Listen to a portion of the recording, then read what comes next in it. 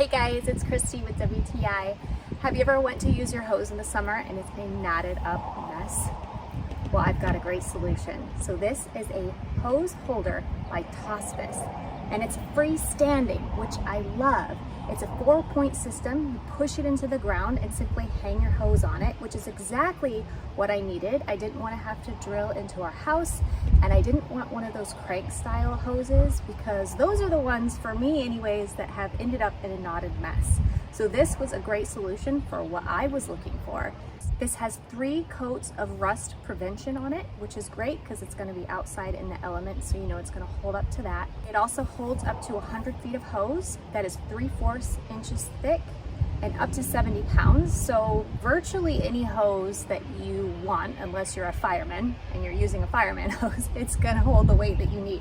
I was really impressed with the height of this. I didn't really get a true visual for it when I saw the listing online, but if I stand up, you can see it's above my waistline. So that means you're not going to be bending over to get your hose. It's really easily accessible, and I really like that.